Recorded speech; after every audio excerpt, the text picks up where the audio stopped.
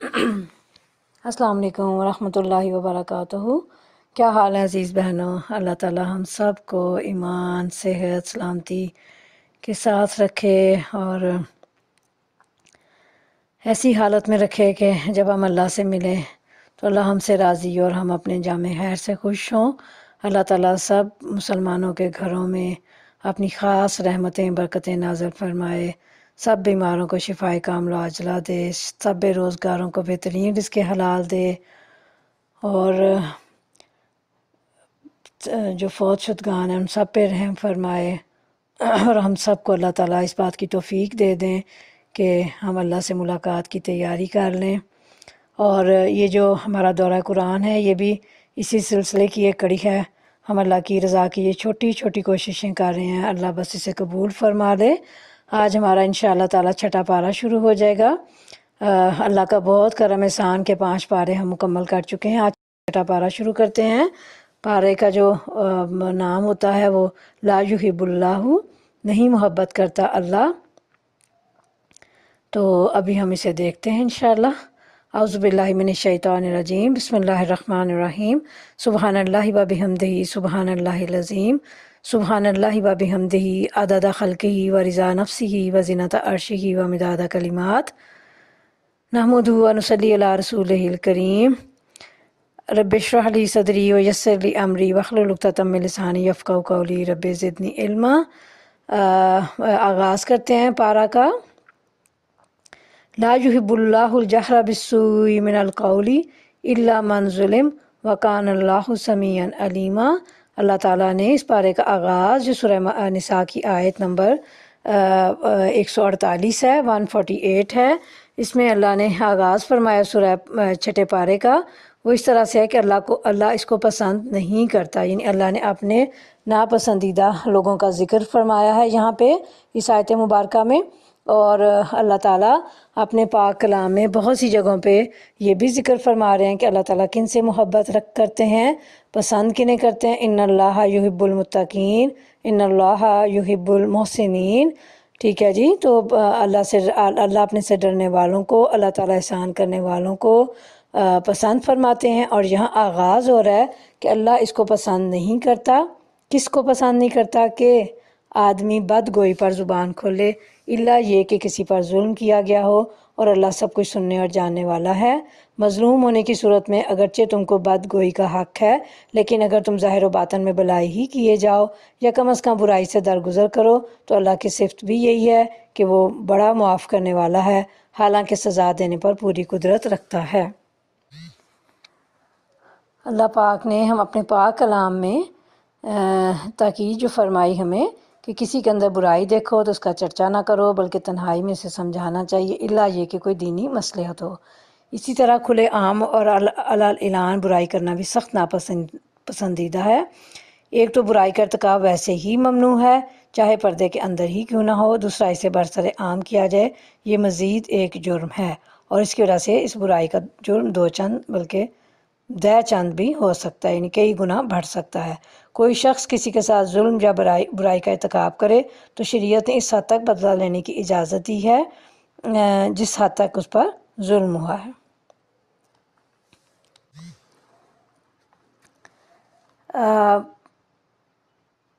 صحیح مسلم میں اللہ کے نبی صلی اللہ علیہ وسلم نے فرمایا، آپس میں گالی گلوچ کرنے والے 2 شخص جو کچھ کہیں اس کا گناہ پہل کرنے والے پر ہے، بشرط یہ کہ مظلوم یعنی جسے پہلے گالی دی گئی ہو اور اس نے جواب میں گالی دی زیادتی نہ کرے، لیکن بدلہ لینے کی اجازت کے ساتھ ساتھ معافی اور درگزر کو زیادہ پسند فرمایا ہے، کیونکہ اللہ تعالیٰ خود باوجود قدرت کاملہ کے عفو درگزر سے کام لینے والا ہے۔ جو لوگ اللہ اور اس کے رسولوں سے کفر کرتے ہیں اور چاہتے ہیں کہ اللہ اور اس کے رسولوں کے درمیان تفریق کریں، اور کہتے ہیں کہ ہم کسی کو مانیں گے اور کسی کو نہ مانیں گے، اور کفر و ایمان کے بیچ میں ایک راہ نکالنے کا ارادہ رکھتے ہیں، وہ سب پکے کافر ہیں، اور ایسے کافروں کے لیے ہم نے وہ سزا مہیا کر رکھی ہے جو انہیں ذلیل و خوار کر دینے والی ہوگی۔ بخلاف اس کے جو لوگ اللہ اور اس کے تمام رسولوں کو مانیں اور ان کے درمیان تفریق نہ کریں، ان کو ہم ضرور ان کا اجر عطا کریں گے، اور اللہ بڑا درگزر فرمانے والا اور رحم فرمانے والا ہے۔ ہے نبی صلی اللہ علیہ وسلم، یہ اہل کتاب اگر آج تم سے مطالبہ کر رہے ہیں کہ تم آسمان سے کوئی تحریر ان پر نازل کراؤ تو اس سے بڑھ چڑھ کر مجرمانہ مطالبے یہ پہلے موسیٰ علیہ السلام سے کر چکے ہیں۔ اس سے تو انہوں نے کہا تھا کہ ہمیں خدا کو اعلانیہ دکھا دو، اور اسی سرکشی کی وجہ سے یک ان پر بجلی ٹوٹ پڑی تھی۔ پھر انہوں نے بچڑے کو اپنا معبود بنا لیا، حالانکہ یہ کھلی کھلی نشانیاں دیکھ چکے تھے۔ اس پر بھی ہم نے ان سے درگزر کیا۔ ہم نے موسیٰ علیہ السلام کو صریح فرمان عطا کیا اور ان لوگوں پر طور کو اٹھا کر ان سے اس فرمان کی اطاعت کا عہد لیا۔ ہم نے ان کو حکم دیا کہ دروازہ میں سجدہ ریز ہوتے ہوئے داخل ہو۔ ہم نے ان سے کہا کہ سبت کا قانون نہ توڑو، اور اس پر ان سے پختہ عہد لیا۔ آخر کار ان کی عہد شکنی کی وجہ سے اور اس وجہ سے کہ انہوں نے اللہ کی آیات کو جھٹلایا اور متعدد پیغمبروں کو ناحق قتل کیا، اور یہاں تک کہ کہا کہ ہمارے دل غلافوں میں محفوظ ہیں، حالانکہ در حقیقت ان کی باطل پرستی کے سبب سے اللہ نے ان کے دلوں پر ٹھپا لگا دیا، اور اسی وجہ سے یہ بہت کم ایمان لاتے ہیں۔ ہمارے دل غلافوں میں محفوظ ہیں، یعنی تم خواہ کچھ کہو ہمارے دلوں پر اس کا کوئی اثر نہیں پڑتا۔ اور آگے جو اللہ نے فرمایا کہ یعنی جرأت مجرمانہ اتنی بڑی تھی کہ رسول کو رسول جانتے تھے اور پھر اس کے قتل کا اقدام کیا اور فخریہ کہا کہ ہم نے اللہ کے رسول کو قتل کیا ہے۔ اس موقع پر انشاءاللہ آگے جو ہے وہ سورہ مریم میں بھی ذکر آتا ہے کہ بنی اسرائیل حضرت عیسیٰ علیہ السلام کو فی الواقع رسول جانتے تھے، اور اس کے باوجود انہوں نے اپنے نزدیک انہیں صلیب دی۔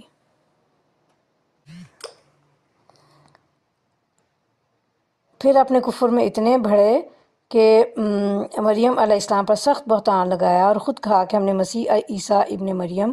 رسول اللہ کو قتل کر دیا ہے، حالانکہ فی الواقع انہوں نے نہ اس کو قتل کیا نہ صلیب پر چڑھایا، بلکہ معاملہ ان کے لیے مشتبہ کر دیا گیا، یعنی معاملہ جو شک میں ان کو ڈال دیا گیا۔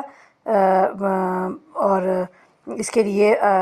پتہ چلتا ہے تفسیر میں کہ حضرت مسیح علیہ السلام صلیب پر چڑھائے جانے سے پہلے ہی اٹھا لیے گئے تھے، اور یہ کہ مسیحیوں اور یہودیوں دونوں کا یہ خیال ہے کہ مسیح نے صلیب پر جان دی محض غلط فہمی پر مبنی ہے۔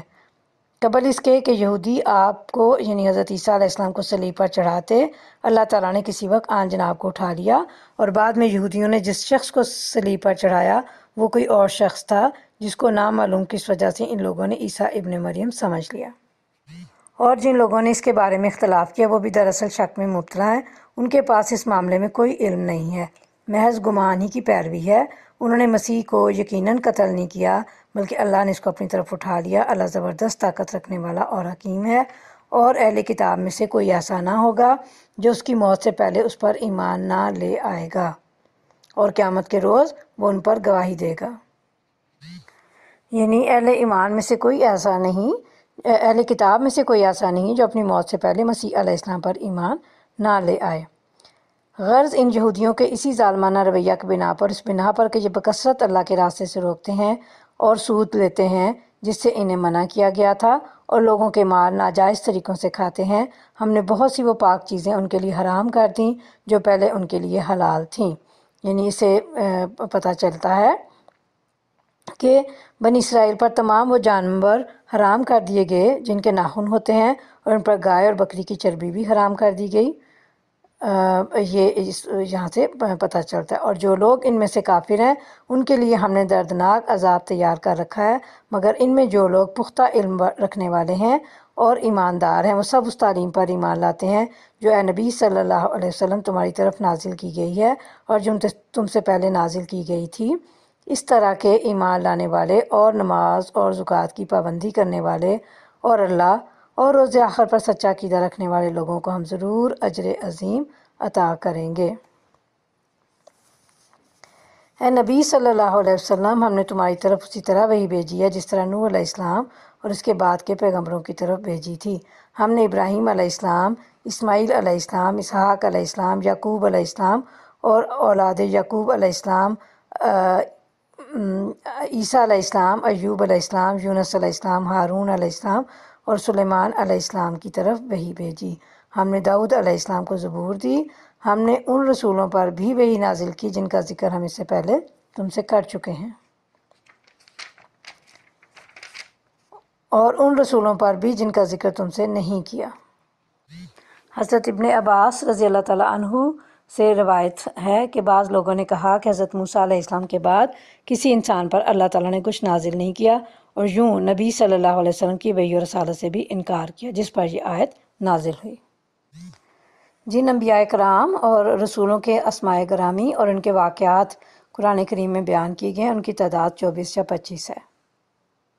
ہم نے موسیٰ علیہ السلام سے اس طرح گفتگو کی جس طرح گفتگو کی جاتی ہے۔ یہ سارے رسول خوشخبری دینے والے اور ڈرانے والے بنا کر بھیجے گئے تھے تاکہ ان کو مبعوث کر دینے کے بعد لوگوں کے پاس اللہ کے مقابلے میں کوئی حجت نہ رہے، اور اللہ بہرحال غالب رہنے والا اور حکیم و دانا ہے۔ یہ موسیٰ علیہ السلام کی وہ خاص صفت ہے جس میں وہ دوسرے انبیاء سے ممتاز ہیں۔ اور یہاں پہ جو فرمایا اللہ نے کہ ایمان والوں کو جنت اور اس کی نعمتوں کی خوشخبری دینا، اور کافروں کو اللہ کے عذاب اور بھڑکتی جہنم سے ڈرانا، یعنی نبوت میں جو اللہ تعالیٰ برے انجام سے نبیوں کے ذریعے سے اللہ تعالیٰ جو انسانوں کو برے انجام سے ڈراتے ہیں اور خوشخبریاں دیتے ہیں، یہ سلسلہ اللہ نے قائم ہی اس لیے فرمایا ہے کہ کسی کے پاس یہ عذر باقی نہ رہے کہ ہمیں تو آپ کا پیغام پہنچا ہی نہیں۔ لوگ نہیں مانتے تو نہ مانیں، مگر اللہ گواہی دیتا ہے کہ نبی صلی اللہ علیہ وسلم جو کچھ اس نے تم پر نازل کیا ہے اپنے علم سے نازل کیا ہے، اور اس پر ملائکہ بھی گواہ ہیں، اگرچہ اللہ کا گواہ ہونا بالکل کفایت کرتا ہے۔ جو لوگ اس کو ماننے سے خود انکار کرتے ہیں اور دوسروں کو اللہ کے راستے سے روکتے ہیں، وہ یقیناً گمراہی میں حق سے بہت دور نکل گئے ہیں۔ اس طرح جن لوگوں نے کفر اور بغاوت کا طریقہ اختیار کیا اور ظلم و ستم پر اتر آئے، اللہ ان کو ہرگز معاف نہ کرے گا اور انہیں کوئی راستہ بجز جہنم کے راستے کے نہ دکھائے گا جس میں وہ ہمیشہ رہیں گے۔ اللہ کے لیے یہ کوئی مشکل کام نہیں ہے۔ اللہ ان کو ہرگز معاف نہ کرے گا سے مراد یہ ہے کہ کیونکہ مسلسل کفر اور ظلم کا ارتکاب کر کے انہوں نے اپنے دلوں کو سیاہ کر لیا ہے، جس سے اب ان کی ہدایت و مغفرت کی کوئی امید نہیں کی جا سکتی۔ لوگو، یہ رسول تمہارے پاس تمہارے رب کی طرف سے حق لے کر آ گیا ہے، ایمان لے آؤ، تمہارے لیے ہی بہتر ہے، اور اگر انکار کرتے ہو تو جان لو کہ آسمان اور زمین میں جو کچھ ہے سب اللہ کا ہے، اور اللہ علیم بھی ہے اور حکیم بھی، یعنی تمہارے کفر سے اللہ کا کچھ بھی بگڑنے والا نہیں ہے۔ جیسے کہ حضرت موسیٰ علیہ السلام نے اپنی قوم سے فرمایا تھا، سورہ ابراہیم میں اللہ فرماتے ہیں کہ اگر تم اور روئے زمین پر بسنے والے سب کے سب کفر کا راستہ اختیار کر لیں تو وہ اللہ کا کیا بگاڑیں گے؟ یقیناً اللہ تعالیٰ تو بے پرواہ اور تعریف کیا گیا ہے۔ اور حدیث قدسی میں ہے کہ اللہ تعالیٰ فرماتے ہیں، اے میرے بندو، اگر تمہارے اول و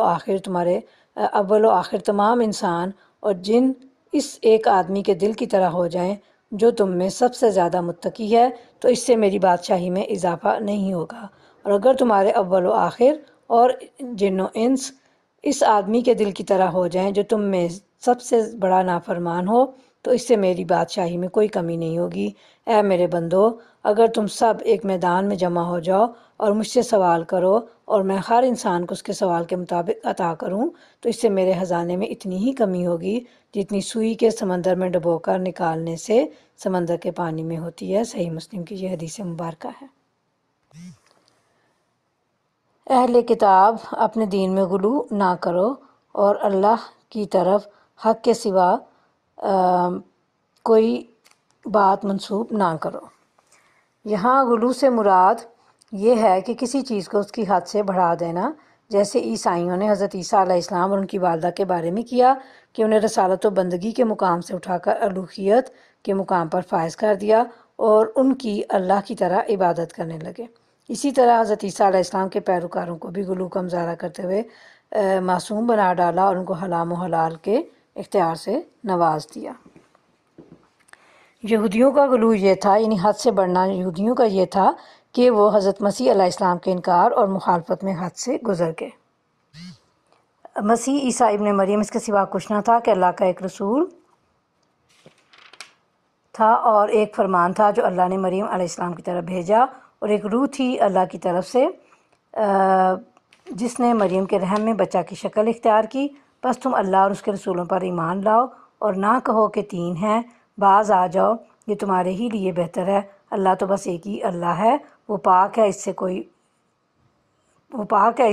کہ کوئی اس کا بیٹا ہو۔ زمین اور آسمانوں کی ساری چیزیں اس کی ملک ہیں اور ان کی کفالت و خبرگیری کے لیے بس وہی کافی ہے۔ اصل میں لفظ کلمہ استعمال ہوا ہے۔ مریم کی طرف کلمہ بھیجنے کا مطلب یہ ہے کہ اللہ نے حضرت مریم علیہ السلام کے رحم پر یہ فرمان نازل کیا کہ کسی مرد کے نطفے سے سیراب ہوئے بغیر حمل کا استقرار قبول کر لے۔ عیسائیوں کے کئی فرقے ہیں۔ بعض حضرت عیسیٰ علیہ السلام کو اللہ، بعض اللہ کا شریک اور بعض اللہ کا بیٹا مانتے ہیں، اور پھر جو اللہ مانتے ہیں وہ تین خداؤں کے اور حضرت عیسیٰ علیہ السلام کے تین میں سے ایک ہونے کے قائل ہیں۔ اللہ تعالیٰ فرما رہے ہیں کہ تین خدا کہنے سے باز آ جاؤ، اللہ ایک ہی ہے۔ حضرت عیسیٰ علیہ السلام کی طرح بعض لوگوں نے فرشتوں کو بھی خدائی میں شریک ٹھہرا رکھا تھا۔ اللہ تعالیٰ فرما رہے ہیں کہ تو سب اللہ کے بندے ہیں اور اس سے انہیں قطعاً کوئی اعتراض نہیں ہے۔ تم انہیں اللہ یا اس کی الوہیت میں شریک کس بنیاد پر کرتے ہو؟ مسیح نے کبھی اس بات کو عار نہیں سمجھا کہ اللہ کا ایک بندہ ہو، اور نامقرب ترین فرشتے اس کو اپنے لیے عار سمجھتے ہیں۔ اگر کوئی اللہ کی بندگی کو اپنے لیے عار سمجھتا ہے اور تکبر کرتا ہے تو ایک وقت آئے گا جب اللہ سب کو گھیر کر اپنے سامنے حاضر کرے گا۔ اس وقت وہ لوگ جنہوں نے ایمان لا کر نیک طرز عمل اختیار کیا ہے اپنے اجر پورے پائیں گے، اور اللہ اپنے فضل سے ان کو مزید اجر عطا فرمائے گا۔ اور جن لوگوں نے بندگی کو عار سمجھا اور تکبر کیا ہے ان کو اللہ دردناک سزا دے گا، اور اللہ کے سوا جن جن کی سرپرستی اور مددگاری پر وہ بھروسہ رکھتے ہیں ان میں سے کسی کو بھی وہ وہاں نہ پائیں گے۔ لوگوں، تمہارے رب کی طرف سے تمہارے پاس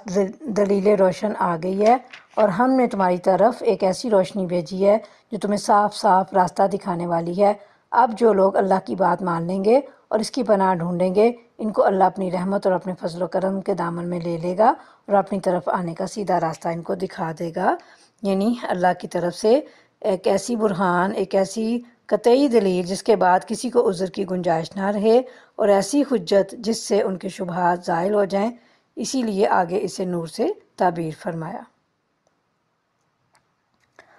اور اس سے مراد قرآن کریم بھی ہے جو کفر و شرک کی تاریکیوں میں ہدایت کا نور ہے، ضلالت کی راہوں میں صراط مستقیم اور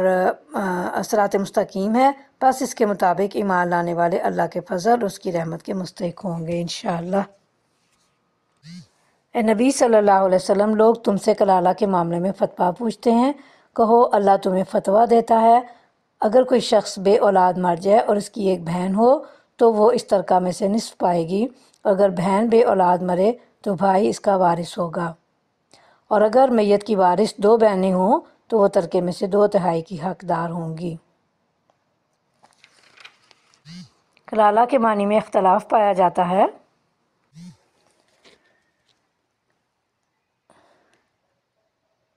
بعض کی رائے میں کلالہ وہ شخص ہے جو لاولد بھی ہو اور جس کے باپ اور دادا بھی زندہ نہ ہوں، اور بعض کے نزدیک محض لاولد یعنی بے اولاد مرنے والے کو کلالہ کہا جاتا ہے۔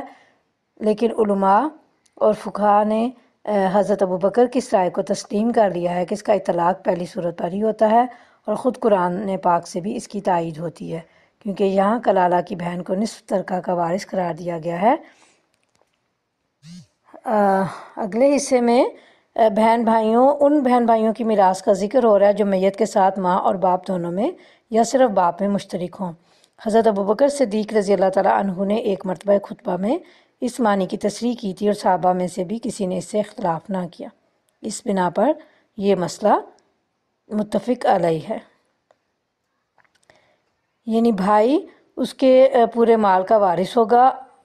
اگر کوئی اور صاحب فریضہ نہ ہو، اور اگر کوئی صاحب فریضہ موجود ہو مثلا شوہر تو اس کا حصہ ادا کرنے کے بعد باقی تمام ترکہ بھائی کو ملے گا۔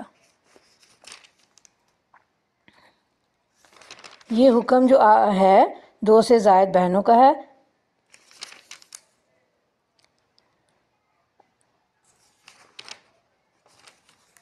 اور اگر کئی بھائی بہنیں ہوں تو عورت کا اکیلا اور مردوں کا دوہرا حصہ ہوگا۔ اللہ تمہارے لیے احکام کی توضیح کرتا ہے تاکہ تم بھٹکتے نہ پھرو، اور اللہ ہر چیز کا علم رکھتا ہے۔ الحمدللہ رب العالمین۔ سورہ نساء ہماری ختم ہوئی، اب ہم سورہ مائدہ شروع کرتے ہیں۔ اس سورہ کا نام 15ویں رکوع کی آیت هل یستطیع ربک ان ینزل علینا مائدۃ من السماء کے لفظ مائدہ سے دیا گیا ہے، ماخوذ ہے۔ سورہ کے کا زمانہ نزول دیکھ لیتے ہیں۔ سورہ کے مضامین سے ظاہر ہوتا ہے اور روایات سے اس کی تصدیق ہوتی ہے کہ صلح حدیبیہ کے بعد 6 ہجری کے آخر یا 7 ہجری کے شروع میں نازل ہوئی ہے۔ ذیقعد سے 6 ہجری کا واقعہ ہے کہ نبی صلی اللہ علیہ وسلم 1400 مسلمانوں کے ساتھ عمرہ ادا کرنے کے لیے مکہ تشریف لے گئے، مگر کفار قریش نے عداوت کے جوش میں عرب کی قدیم ترین مذہبی روایات کے خلاف آپ صلی اللہ علیہ وسلم کو عمرہ نہ کرنے دیا، اور بڑی بحث مباحثے کے بعد یہ بات قبول کی کہ آئندہ سال آپ زیارت کے لیے آ سکتے ہیں۔ اس موقع پر ضرورت پیش آئی کہ مسلمانوں کو ایک طرف تو زیارت کعبہ کے لیے سفر کے آداب بتائے جائیں تاکہ آئندہ سال عمرے کا سفر پوری اسلامی شان و شوکت کے ساتھ ہو سکے، اور دوسری طرف انہیں تاکید کی جائے کہ دشمن کافروں نے ان کو عمرے سے روکر جو زیادتی کی ہے، اس کے جواب میں وہ خود کوئی ناروا زیادتی نہ کریں۔ شان نزول میں یہ ہے کہ سورہ آل عمران، سورہ نساء کے زمانہ نزول سے اب سورہ مائدہ کے نازل ہونے تک حالات میں بہت بڑی تبدیلی واقع ہو چکی تھی، اور اب یہ وقت آ گیا تھا کہ عرب میں اسلام ایک ناقابل شکست طاقت نظر آنے لگا۔ 3 سال کی مدت میں مسلمانوں نے نقشہ بدل کر رکھ دیا تھا، اور ان کی مسلسل جدوجہد اور سرفروشیوں کا نتیجہ تھا کہ مدینہ کے چاروں طرف 150-200 میل تک تمام مخالف قبائل کا زور ٹوٹ گیا، اور مدینہ پر جو یہودی خطرہ ہر وقت منڈلاتا رہتا تھا اس کا بھی ہمیشہ کے لیے خاتمہ ہو گیا۔ پھر مساجد اور نماز باجماعت کا نظم قائم ہو گیا تھا، ہر بستی اور ہر قبیلے میں امام مقرر تھے، اور اسلامی قوانین بھی بڑی حد تک تفصیل سے بن چکے تھے اور اپنی عدالتوں کے ذریعے سے نافذ کیے جا رہے تھے۔ لین دین اور خرید و فروخت کے پرانے معاملات بند اور نئے اصلاح شدہ طریقے رائج ہو چکے تھے، وراثت کا مستقل ضابطہ بن گیا تھا، نکاح اور طلاق کے قوانین اور زنا اور قذف کی سزائیں جاری ہونے سے مسلمانوں کی معاشرتی زندگی ایک خاص سانچے میں ڈال گئی تھی۔ مباحث ان میں دیکھتے ہیں۔ پہلا یہ کہ اللہ تعالیٰ نے سفر کے آداب مقرر کیے، شعائر اللہ کے احترام، کھانے پینے کی چیزوں میں حرام و حلال کی قطعی حدود قائم کی، اور اہل کتاب کے ساتھ کھانے پینے اور ان کی عورتوں سے نکاح کرنے کی اجازت دی گئی۔ وضو، غسل اور تیمم کے قاعدے مقرر کیے گئے، شراب اور جوئے کو قطعی حرام قرار دیا گیا، اور قسم توڑنے کا کفارہ مقرر کیا گیا۔ پھر اس کے ساتھ ساتھ مسلمان چونکہ اب ایک حکمران گروہ بن چکے تھے، اس لیے انہیں بار بار نصیحت کی گئی کہ عدل و انصاف پر قائم رہیں اور اپنے پیش رو اہل کتاب کی روش سے بچیں، اللہ کی اطاعت و فرمانبرداری اختیار کریں، اور اختیار کرنے کا بلکہ اللہ کی اطاعت و فرمانبرداری اختیار کرنے کا جو عہد انہوں نے کیا اس پر ثابت قدم رہیں، اور یہود و نصارہ کی طرح اسے توڑ کر اس انجام سے دوچار نہ ہو جس سے وہ دوچار ہوئے۔ عیسائیوں کو تفصیل کے ساتھ خطاب کیا، ان کے عقائد کی غلطیاں بتائیں، اور انہیں نبی صلی اللہ علیہ وسلم پر ایمان لانے کی دعوت دی، اور یہودیوں کو بھی جبکہ ان کا زور ٹوٹ چکا تھا متنبہ کیا گیا اور انہیں راہ راست پر آنے کی دعوت دی گئی۔ سورہ مائدہ کا ترجمہ شروع کرتے ہیں۔ بسم اللہ الرحمن الرحیم، اللہ کے نام سے جو بے انتہا مہربان اور رحم فرمانے والا ہے۔ اے لوگو جو ایمان لائے ہو، بندشوں کی پوری پابندی کرو۔ یا ایھا الذین آمنوا اوفوا بالعقود، عقد کہتے ہیں گرہ کو، عقود اس کی جمع ہے، اس کے معنی بھی گرہ لگانے کے ہیں۔ اس کا استعمال کسی چیز میں گرہ لگانے کے لیے بھی ہوتا ہے اور پختہ عہد و پیمان کرنے پر بھی، یعنی اسے ہم کانٹریکٹ کہتے ہیں۔ یہاں اس سے مراد احکام الہی ہیں جن کا اللہ نے انسانوں کو مکلف ٹھہرایا ہے، اور عہد و پیمان پر معاملات بھی ہیں، عہد و پیمان بھی ہیں اور معاملات بھی ہیں جو انسان آپس میں کرتے ہیں، دونوں کو پورا کرنا انسان کے لیے بہت ضروری ہے۔ تمہارے لیے مویشی کی قسم کے سب جانور حلال کیے گئے سوائے ان کے جو آگے چل کر تم کو بتائے جائیں گے، لیکن احرام کی حالت میں شکار کو اپنے لیے حلال نہ کر لو، بے شک اللہ جو چاہتا ہے حکم دیتا ہے۔ یہاں جو حکم آیا اللہ کا، انعام یعنی مویشی، اس کا لفظ عربی زبان میں اونٹ، گائے، بھیڑ اور بکری پر بولا جاتا ہے، اور بہیمہ کا اطلاق ہر چرنے والے چوپائے پر ہوتا ہے۔ مویشی کی قسم کے چرند چوپائے تم پر حلال کیے گئے کا مطلب یہ ہے کہ وہ سب چرند جانور حلال ہیں جو مویشی کی نوعیت کے ہوں، یعنی جو کچلیاں نہ رکھتے ہوں، حیوانی غذا کی بجائے نباتاتی غذا کھاتے ہوں، اور دوسری حیوانی خصوصیات میں مویشیوں سے مماثلت رکھتے ہوں۔ اس کی وضاحت نبی کریم صلی اللہ علیہ وسلم نے اپنی ان احکام سے فرما دی ہے، جن میں آپ نے درندوں اور شکاری پرندوں اور مردار ہوروں کو حرام قرار دیا ہے۔ اے لوگو جو ایمان لائے ہو، خدا پرستی کی نشانیوں کو بے حرمت نہ کرو۔ خدا پرستی کی نشانیوں سے مراد کیا ہے؟ اب شعائر اللہ، شعیرہ کی جمع ہے شعائر، اس سے مراد ہے اللہ تعالیٰ نے جن چیزوں کی تعظیم اور حرمت مقرر فرمائی ہے، یعنی ہر وہ چیز جو کسی مسلک یا عقیدے یا طرز فکر و عمل یا کسی نظام کی نمائندگی کرتی ہو، وہ اس کا شعار کہلائے گی، کیونکہ وہ اس کے لیے علامت یا نشانی کا کام دیتی ہے، جیسے کہ سرکاری جھنڈے، فوج اور پولیس وغیرہ کے یونیفارم، سکے، نوٹ اور اسٹامپ وغیرہ حکومتوں کے شعائر ہیں۔ حرام مہینوں میں سے کسی کو حلال نہ کر لو۔ قربانی کے جانوروں پر دست درازی نہ کرو۔ ان جانوروں پر ہاتھ نہ ڈالو جن کی گردنوں میں نظر خداوندی کی علامت کے طور پر پٹے پڑے ہوئے ہوں، اور نہ ان لوگوں کو چھیڑو جو اپنے رب کے فضل اور اس کی خوشنودی کی تلاش میں مقام محترم یعنی کعبہ کی طرف جا رہے ہوں۔ ہاں، جب احرام کی حالت ختم ہو جائے تو شکار تم کر سکتے ہو، اور دیکھو ایک گروہ نے جو تمہارے لیے مسجد حرام کا راستہ بند کر دیا ہے، تو اس پر تمہارا غصہ تمہیں اتنا مشتعل نہ کر دے کہ تم بھی ان کے مقابلے میں ناروا زیادتیاں کرنے لگو۔ شہر الحرام سے مراد حرمت والے چاروں مہینے ہیں جو رجب، ذیقعد، ذی الحج اور محرم ہے، اور اللہ تعالیٰ نے ان کی حرمت برقرار رکھنے کا حکم دیا اور اس میں قتل کرنے سے منع فرمایا ہے، قتال یعنی جنگ کو۔ چونکہ کفار نے اس وقت مسلمانوں کو کعبہ کی زیارت سے روک دیا تھا اور حج تک سے مسلمان محروم کر دیے گئے تھے، اس لیے مسلمانوں میں یہ خیال پیدا ہوا کہ جن کافر قبیلوں کے راستے اسلامی مقبوضات کے قریب سے گزرتے ہیں ان کو ہم بھی حج سے روک دیں اور زمانہ حج میں ان کے قافلوں پر چھاپے مارنے شروع کر دیں، مگر اللہ رب العالمین نے یہ آیت نازل فرما کر انہیں اس خیال سے باز رکھا۔ نہیں، جو کام نیکی اور خدا ترسی کے ہیں ان میں سب سے تعاون کرو، اور جو گناہ اور زیادتی کے کام ہیں ان میں کسی سے تعاون نہ کرو، اللہ سے ڈرو، اس کی سزا بہت سخت ہے۔ یہاں اللہ رب العالمین نے ایک بہت اہم اصول بیان فرما دیا ہے جو ایک مسلمان کے لیے قدم قدم پر رہنمائی مہیا کر سکتا ہے۔ اللہ تعالیٰ ہمیں اس پر عمل کرنے کی توفیق دے۔ تم پر حرام کیا گیا مردار، خون، سور کا گوشت، وہ جانور جو اللہ کے سوا کسی اور کے نام پر ذبح کیا گیا ہو، اور وہ جو گلا گھٹ کر یا چوٹ کھا کر، بلندی سے گر کر یا ٹکر کھا کر مرا ہو، یا جسے کسی درندے نے پھاڑا ہو، سوائے اس کے جسے تم نے زندہ پا کر ذبح کر لیا، اور وہ جو کسی آستانے پر ذبح کیا گیا ہو۔ مشرکین اپنے بتوں کے قریب پتھر یا کوئی چیز نصب کر کے خاص جگہ بناتے تھے جسے نصب یعنی آستانہ کہتے تھے، اسی پر وہ بتوں کے نام نظر کیے گئے جانوروں کو ذبح کرتے تھے۔ یعنی تیروں کے ذریعے سے قسمت معلوم کرنا، اور اس سے یہاں بتایا گیا تفسیر میں کہ انہوں نے 3 قسم کے تیر بنا رکھے تھے، ایک افعل یعنی کر، دوسرے میں لا تفعل نہ کر، اور تیسرے میں کچھ نہیں ہوتا تھا۔ افعل والا تیر نکل آتا تو وہ کام کر لیا جاتا، اور لا تفعل والا نکلتا تو نہ کرتے، اور تیسرا تیر نکل آتا تو پھر دوبارہ فعل نکالتے۔ تو اللہ تعالیٰ نے ان سب چیزوں کو حرام قرار دیا ہے۔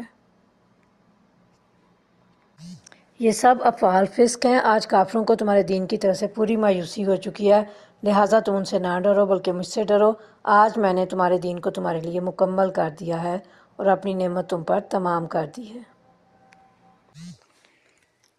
آج سے مراد کوئی خاص دن اور تاریخ نہیں ہے، بلکہ وہ دور یا زمانہ مراد ہے جس میں یہ آیات نازل ہوئی تھیں۔ ہماری زبان میں بھی آج کا لفظ زمانہ حال کے لیے عام طور پر بولا جاتا ہے۔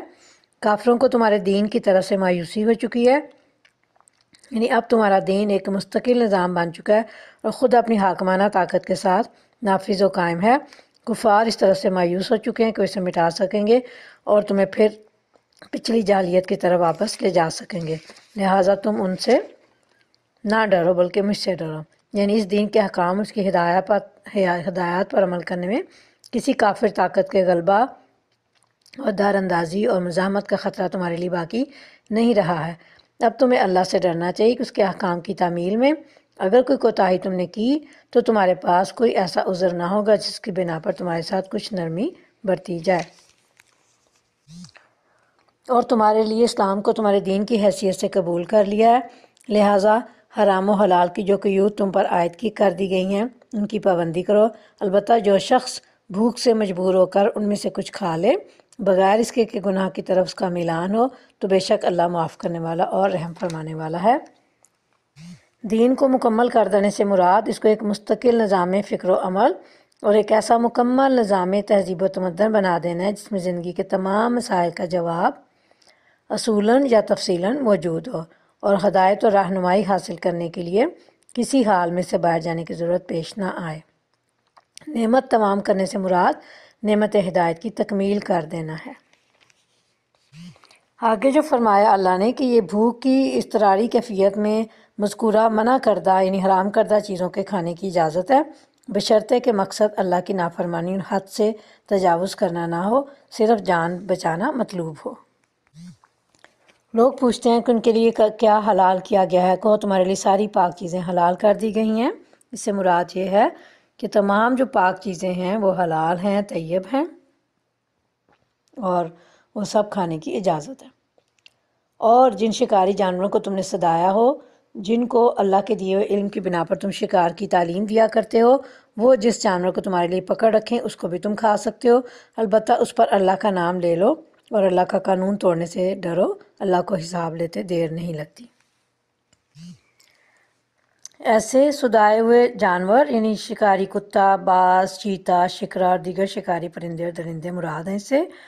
ان صدائے ہوئے جانوروں کا شکار کیا ہوا جانور دو شرطوں کے ساتھ حلال ہے، ایک یہ کہ اسے شکار کے لیے چھوڑتے وقت بسم اللہ پڑھ لی گئی ہو، دوسری یہ کہ شکاری جانور شکار کر کے اپنے مالک کے لیے رکھ چھوڑے اور اسی کا انتظار کرے، خود نہ کھائے۔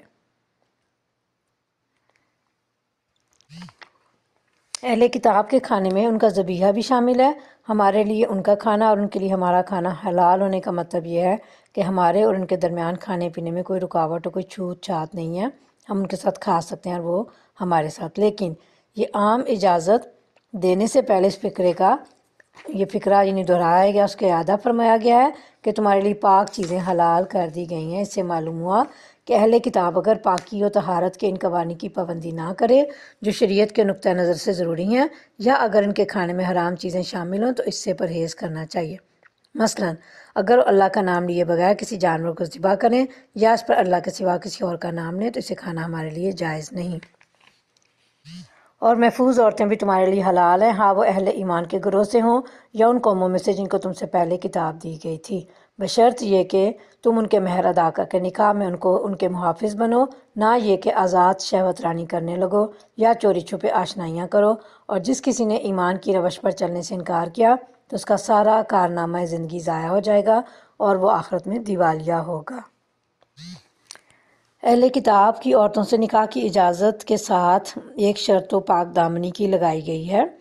دوسرا یہ اس کے بعد فرمایا گیا کہ جو ایمان کے ساتھ کفر کرے اس کے عمل برباد ہو گئے۔ اسے یہ تنبیہ مقصود ہے کہ اگر ایسی عورت سے نکاح کرنے میں ایمان کے ضائع ہونے کا اندیشہ ہو تو بہت ہی خسارے کا سودا ہوگا۔ اور آج کل اہل کتاب کی عورتوں سے نکاح میں ایمان کو جو شدید خطرات لاحق ہوتے ہیں وہ ہم سب کو معلوم ہی ہیں۔ اے لوگو جو ایمان لائے ہو، جب تم نماز کے لیے اٹھو تو چاہیے کہ اپنے منہ اور ہاتھ کونیوں تک دھو لو، سروں پر ہاتھ پھیر لو اور پاؤں ٹخنوں تک دھو لیا کرو۔ نبی پاک صلی اللہ علیہ وسلم نے اس حکم کی جو تشریح فرمائی ہے اس سے معلوم ہوتا ہے منہ دھونے میں کلی کرنا اور ناک صاف کرنا بھی شامل ہے، بغیر اس کے کہ منہ کے غسل کی تکمیل نہیں ہوتی۔ اور کان چونکہ سر کا ایک حصہ ہے اس لیے سر کے مسح میں کانوں کے اندرونی اور بیرونی حصوں کا مسح بھی شامل ہے۔ نیز وضو شروع کرنے سے پہلے ہاتھ دھو لینے چاہیے تاکہ جن ہاتھوں سے آدمی وضو کر رہا ہو وہ خود پہلے پاک ہو جائیں۔ اگر جنابت کی حالت میں ہو تو نہا کر پاک ہو جاؤ، اگر بیمار ہو یا سفر کی حالت میں ہو یا تم میں سے کوئی شخص رفع حاجت کر کے آئے یا تم نے عورتوں کو ہاتھ لگایا ہو اور پانی نہ ملے تو پاک مٹی سے کام لو، بس اس پر ہاتھ مار کر اپنے منہ اور ہاتھوں پر پھیر لیا کرو۔ یعنی تیمم کی اجازت دی گئی ہے، اور پانی نہ ملنے کی صورت میں، اور اس کا طریقہ جو تیمم کا تھا وہ ہم پہلے ذکر کر چکے ہیں۔ اللہ تم پر زندگی کو تنگ نہیں کرنا چاہتا، مگر وہ چاہتا ہے کہ تمہیں پاک کرے اور اپنی نعمت تم پر تمام کر دے، شاید کہ تم شکر گزار بنو۔ اللہ نے تم کو جو نعمت عطا کی ہے اس کا خیال رکھو، اور اس پختہ عہد و ایمان کو نہ بھولو جو اس نے تم سے لیا ہے، یعنی تمہارا یہ قول کہ ہم نے سنا اور اطاعت قبول کی۔ اللہ سے ڈرو، اللہ دلوں کے راز تک جانتا ہے۔ اے لوگو جو ایمان لائے ہو، اللہ کی خاطر راستی پر قائم رہنے والے اور انصاف کی گواہی دینے والے بنو۔ کسی گروہ کی دشمنی تم کو اتنا مشتعل نہ کر دے کہ انصاف سے پھر جاؤ، عدل کرو، یہ خدا ترسی سے زیادہ مناسبت رکھتا ہے۔ اللہ سے ڈر کر کام کرتے رہو، جو کچھ تم کرتے ہو اللہ سے پوری طرح باخبر ہے۔ جو لوگ ایمان لائیں اور نیک عمل کریں، اللہ نے ان سے وعدہ کیا ہے کہ ان کی خطاؤں سے درگزر کیا جائے گا اور انہیں بڑا اجر ملے گا۔ رہے وہ لوگ جو کفر کریں اور اللہ کی آیات کو جھٹلائیں تو وہ دوزخ میں جانے والے ہیں۔ اے لوگو جو ایمان لائے ہو، اللہ کے اس احسان کو یاد کرو جس نے ابھی حال ہی میں تم پر کیا ہے، جبکہ گروہ نے تم پر دست درازی کا ارادہ کر لیا تھا، مگر اللہ نے ان کے ہاتھ تم پر اٹھنے سے روک دیے۔ اللہ سے ڈر کر کام کرتے رہو، ایمان رکھنے والوں کو اللہ ہی پر بھروسہ کرنا چاہیے۔ اس آیت مبارکہ کی شان نزول میں مفسرین نے متعدد واقعات بیان کیے ہیں۔ مثلاً ایک عرابی کا واقعہ کہ رسول اللہ صلی اللہ علیہ وسلم ایک سفر سے واپسی پر ایک درخت کے سائے میں آرام فرماتے، تلوار درخت سے لٹکی تھی۔ اس عرابی نے تلوار پکڑ کر آپ صلی اللہ علیہ وسلم پر سونت لی اور کہنے لگا کہ اے محمد صلی اللہ علیہ وسلم، آپ کو مجھ سے کون بچائے گا؟ آپ نے بلا تعمل فرمایا اللہ، یعنی اللہ بچائے گا۔ یہ کہنا تھا کہ تلوار اس کے ہاتھ سے گر گئی۔ بعض کہتے ہیں کہ کعب بن اشرف اور اس کے ساتھیوں نے نبی کریم صلی اللہ علیہ وسلم اور آپ کے اصحاب کے خلاف، جب کہ آپ وہاں تشریف فرما تھے، دھوکہ اور فریب سے نقصان پہنچانے کی سازش تیار کی تھی، جس سے اللہ تعالیٰ نے آپ کو بچایا۔ اور بعض کہتے ہیں کہ یہودیوں کے قبیلے بنو نذیر سے کچھ معاہدہ طے ہوا تھا، تو اس کے لیے نبی کریم صلی اللہ علیہ وسلم اپنے رفقا سمیت وہاں تشریف لے گئے اور ایک دیوار سے ٹیک لگا کر بیٹھ گئے۔ انہوں نے سازش تیار کی کہ اوپر سے چکی کا پتھر آپ پر گرا دیا جائے، جس سے اللہ تعالیٰ نے آپ کو بذریعہ وحی مطلع فرما دیا۔ اللہ نے بنی اسرائیل سے پختہ عہد لیا تھا اور ان میں 12 نقیب مقرر کیے تھے، اور ان سے کہا تھا کہ میں تمہارے ساتھ ہوں اگر تم نے نماز قائم رکھی اور زکوٰۃ دی اور میرے رسولوں کو مانا اور ان کی مدد کی اور اپنے اللہ کو اچھا قرض دیتے رہے، تو یقین رکھو کہ میں تمہاری برائیاں تم سے زائل کر دوں گا اور تم کو ایسے باغوں میں داخل کروں گا جن کے نیچے نہریں بہتی ہوں گی۔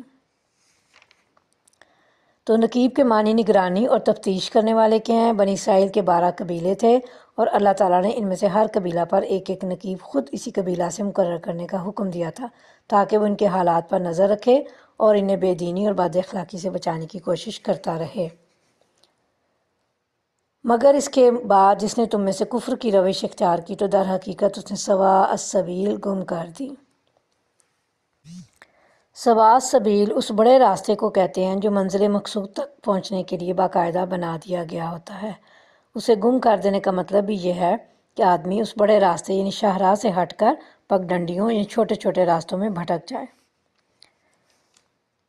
پھر یہ ان کا اپنے عہد کو توڑ ڈالنا تھا، جس کی وجہ سے ہم نے ان کو اپنی رحمت سے دور پھینک دیا اور ان کے دل سخت کر دیے۔ اب ان کا حال یہ ہے کہ الفاظ کا الٹ پھیر کر کے بات کو کہیں سے کہیں لے جاتے ہیں۔ جو تعلیم انہیں دی گئی تھی اس کا بڑا حصہ بھول چکے ہیں، اور آئے دن تمہیں ان کی کسی نہ کسی خیانت کا پتہ چلتا رہتا ہے۔ ان میں سے بہت کم لوگ اس عیب سے بچے ہوئے ہیں۔ بس جب یہ اس حال کو پہنچ چکے ہیں تو جو شرارتیں بھی یہ کریں وہ ان سے عین متوقع ہیں، لہٰذا انہیں معاف کر دو اور ان کی حرکات سے چشم پوشی کرتے رہو۔ اللہ ان لوگوں کو پسند کرتا ہے جو احسان کی روش رکھتے ہیں۔ اسی طرح ہم نے ان لوگوں سے بھی پختہ عہد لیا تھا جنہوں نے کہا تھا کہ ہم نصارہ ہیں، مگر ان کو بھی جو سبق یاد کرایا گیا تھا اس کا ایک بڑا حصہ انہوں نے فراموش کر دیا یعنی بھول گئے۔ آخر کار ہم نے ان کے درمیان قیامت تک کے لیے دشمنی اور آپس کے بغض و عناد کا بیج بو دیا، اور ضرور ایک وقت آئے گا جب اللہ انہیں بتائے گا کہ وہ دنیا میں کیا بناتے رہے ہیں۔ یہ اللہ کے عہد سے انحراف یعنی پیچھے ہٹ جانا ہے، چھوڑ دینا ہے، اور اس پہ عمل نہیں کرنا، یعنی انحراف اور بے عملی کی وہ سزا ہے جو اللہ تعالیٰ کی طرف سے ان پر قیامت تک کے لیے مسلط کر دی گئی ہے۔ چنانچہ عیسائیوں کے کئی فرقے ہیں جو ایک دوسرے سے شدید نفرت و عناد رکھتے ہیں اور ایک دوسرے کی تکفیر کرتے ہیں اور ایک دوسرے کے عبادت گاہوں میں عبادت نہیں کرتے۔ معلوم ہوتا ہے کہ امت مسلمہ پر بھی یہ سزا مسلط کی گئی، یہ امت بھی کئی فرقوں میں بٹ گئی۔ ٹھیک ہے جی، یہ ہمیں سوچنا چاہیے، اور ہمارے درمیان کے اختلافات اور نفرت و عناد یعنی نفرت و دشمنی کی دیواریں جو قائل ہیں، اللہ تعالی ہم سب پہ بہت زیادہ رحم فرمائیں اور ہمیں ان سب کاموں سے بچا لیں، آمین۔ اے اہل کتاب، ہمارا رسول تمہارے پاس آ گیا ہے جو کتاب الہی کی بہت سی ان باتوں کو تمہارے سامنے کھول رہا ہے جن پر تم پردہ ڈالا کرتے تھے، اور بہت سی باتوں سے درگزر بھی کر جاتا ہے۔ یعنی انہوں نے تورات اور انجیل میں جو تبدیلیاں اور تحریفات کیں انہیں تشت از بام کیا، یعنی اللہ تعالیٰ نے کھول دیا، جن کو وہ چھپاتے تھے انہیں اللہ نے ان سب چیزوں کو ظاہر کر دیا۔ تمہارے پاس اللہ کی طرف سے روشنی آ گئی ہے اور ایک ایسی حق نما کتاب جس کے ذریعے سے اللہ تعالیٰ ان لوگوں کو جو اس کی رضا کے طالب ہیں سلامتی کے طریقے بتاتا ہے اور اپنے اذن سے ان کو اندھیروں سے نکال کر اجالے کی طرف لاتا ہے اور راہ راست کی طرف ان کی رہنمائی کرتا ہے۔ یقیناً کفر کیا ان لوگوں نے جنہوں نے کہا کہ مسیح ابن مریم ہی خدا ہے۔ اے نبی صلی اللہ علیہ وسلم ان سے کہو کہ اگر خدا مسیح ابن مریم کو اور اس کی ماں اور تمام زمین والوں کو ہلاک کر دینا چاہے تو کس کی مجال ہے کہ اس کو اس ارادے سے باز رکھ سکے؟ اللہ تو زمین اور آسمانوں کا اور ان سب چیزوں کا مالک ہے جو زمین اور آسمانوں کے درمیان پائی جاتی ہیں، جو کچھ چاہتا ہے پیدا کرتا ہے۔ یعنی حضرت عیسیٰ علیہ السلام کے بغیر باپ کے پیدا ہونے کی وجہ سے تم لوگوں نے ان کو خدا بنا ڈالا، حالانکہ اللہ جس کو جس طرح چاہتا ہے پیدا کرتا ہے۔ کوئی بندہ اس بنا پر خدا نہیں بن جاتا کہ اللہ نے اسے غیر معمولی طور پر پیدا کیا ہے، اور اللہ کی قدرت ہر چیز پر حاوی ہے۔ یہود اور نصارہ کہتے ہیں کہ ہم اللہ کے بیٹے اور اس کے چہیتے ہیں۔ ان سے پوچھو پھر وہ تمہارے گناہوں پر تمہیں سزا کیوں دیتا ہے؟ در حقیقت تم بھی ویسے ہی انسان ہو جیسے اور انسان اللہ نے پیدا کیے ہیں۔ وہ جسے چاہتا ہے معاف کرتا ہے اور جسے چاہتا ہے سزا دیتا ہے۔ زمین اور آسمان اور ان کی ساری موجودات اس کی ملک ہیں اور اسی کی طرف سب کو جانا ہے۔ یہود اور عیسائی چونکہ اپنے آپ کو ابن اللہ یعنی اللہ کے بیٹے اور اس کا محبوب قرار دیتے تھے، تو اس لیے اللہ تعالیٰ ان سے فرما رہے ہیں کہ اگر تم واقعی اللہ کے محبوب اور چہیتے ہوتے، یا محبوب ہونے کا مطلب یہ ہے کہ تم جو چاہو کرو، تو پھر تو اللہ کو تم سے باز پرس کرنی ہی نہیں چاہیے تھی۔ اے اہل کتاب، ہمارا یہ رسول ایسے وقت تمہارے پاس آیا ہے اور دین کی واضح تعلیم تمہیں دے رہا ہے جبکہ رسولوں کی آمد کا سلسلہ ایک مدت سے بند تھا، تاکہ تم یہ نہ کہہ سکو کہ ہمارے پاس کوئی بشارت دینے والا اور ڈرانے والا نہیں آیا۔ سو دیکھو اب وہ بشارت دینے والا اور ڈرانے والا آ گیا اور اللہ ہر چیز پر قادر ہے۔ یعنی حضرت عیسیٰ علیہ السلام اور نبی کریم صلی اللہ علیہ وسلم کے درمیان جو تقریباً 570 یا 600 سال کا فاصلہ ہے، یہ اس سے مراد ہے۔ یعنی اگر ہم نے خوشخبری دینے والے اور ڈرانے والے یعنی نبی کریم صلی اللہ علیہ وسلم کی بات نہ مانی تو یاد رکھو کہ اللہ قادر اور توانا ہے، ہر سزا جو وہ تمہیں دینا چاہے بلا مزاحمت یعنی بغیر کسی رکاوٹ کے دے سکتا ہے۔ یاد کرو جب موسیٰ علیہ السلام نے اپنی قوم سے کہا تھا کہ اے میری قوم کے لوگوں، اللہ کی اس نعمت کا خیال کرو جو اس نے تمہیں عطا کی تھی۔ اس نے تم میں نبی پیدا کیے، تم کو فرما روا بنایا اور تم کو وہ کچھ دیا جو دنیا میں کسی کو نہ دیا تھا۔ اے برادران قوم، اس مقدس سرزمین میں داخل ہو جاؤ جو اللہ نے تمہارے لیے لکھ دی ہے، پیچھے نہ ہٹو ورنہ ناکام و نامراد پلٹو گے۔ انہوں نے جواب دیا، اے موسیٰ، وہاں تو بڑے زبردست لوگ رہتے ہیں، ہم وہاں ہرگز نہ جائیں گے جب تک کہ وہ وہاں سے نکل نہ جائیں۔ ہاں اگر وہ نکل گئے تو ہم داخل ہونے کے لیے تیار ہیں۔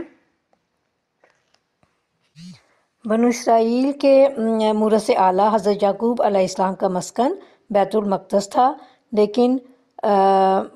حضرت یوسف علیہ السلام کے امارت مصر کے زمانے میں یہ لوگ مصر جا کر آباد ہو گئے تھے اور تب سے اس وقت تک مصر ہی میں رہے جب تک کہ موسیٰ علیہ السلام انہیں راتوں رات فرعون سے چھپ کر مصر سے نکال نہیں لے گئے۔ اس وقت بیت المقدس پر عمالقہ کی حکمرانی تھی جو ایک بہادر قوم تھی۔ جب حضرت موسیٰ علیہ السلام نے پھر بیت المقدس جا کر آباد ہونے کا عزم کیا تو اس کے لیے وہاں قابض عمالقہ سے جہاد ضروری تھا، چنانچہ حضرت موسیٰ علیہ السلام نے اپنی قوم کو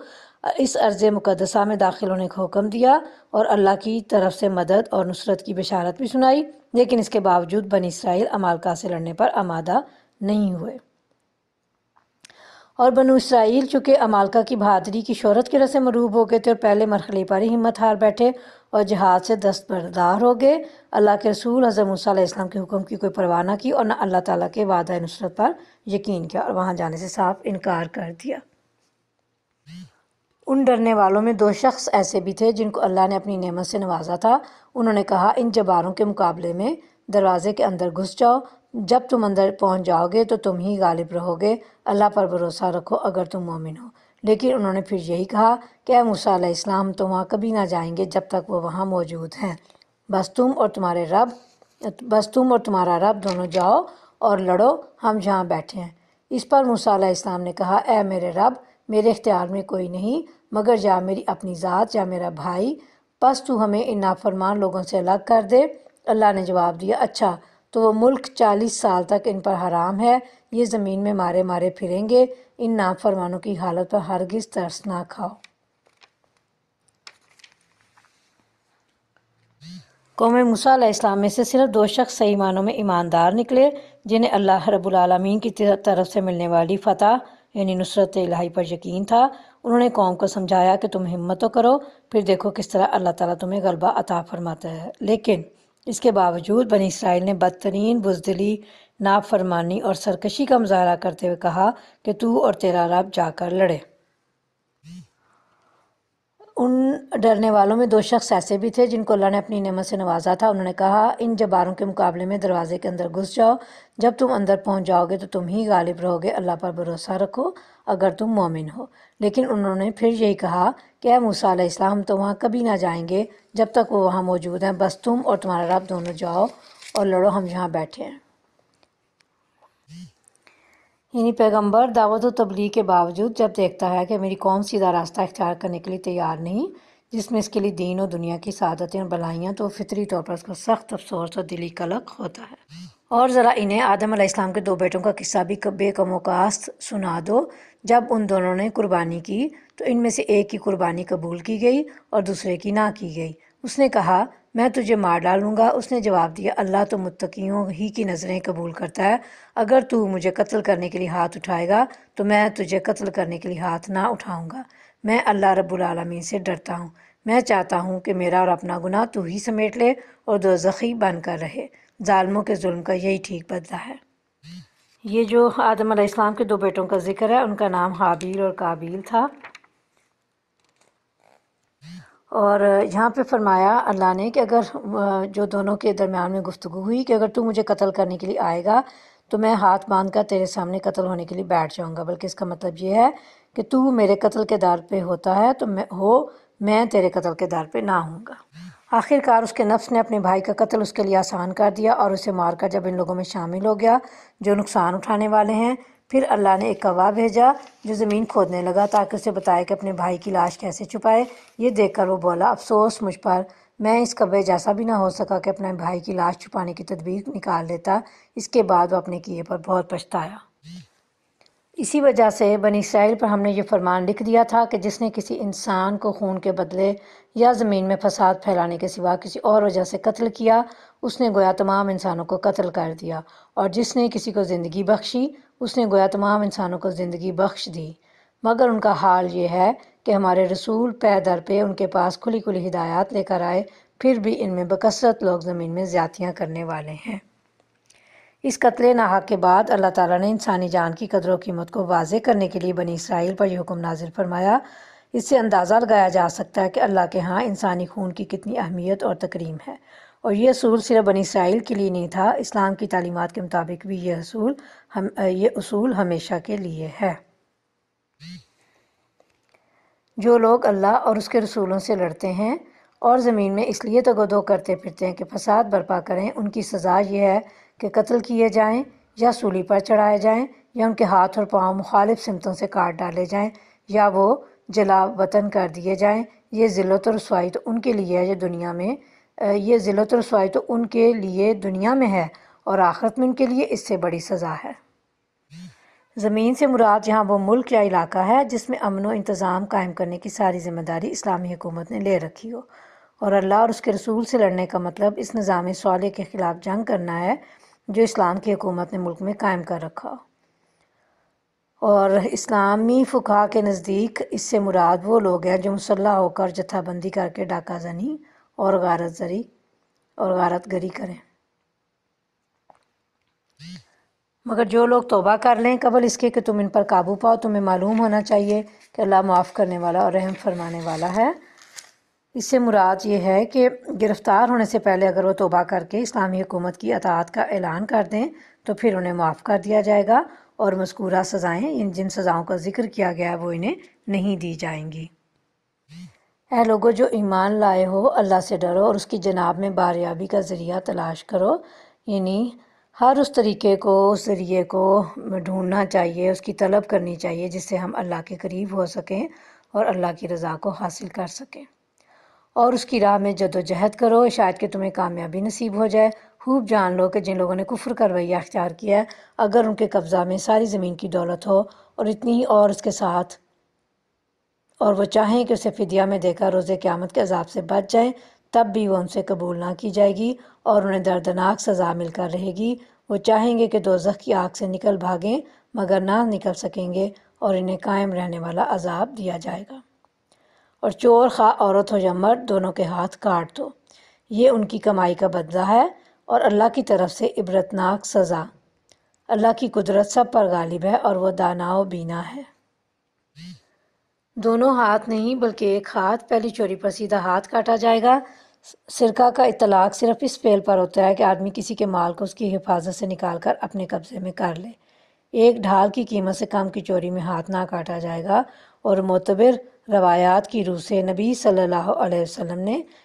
اپنے عہد مبارک میں ڈھال کی قیمت 10 درہم مقرر فرمائی تھی، اور اس زمانے کے درہم میں 3 ماشا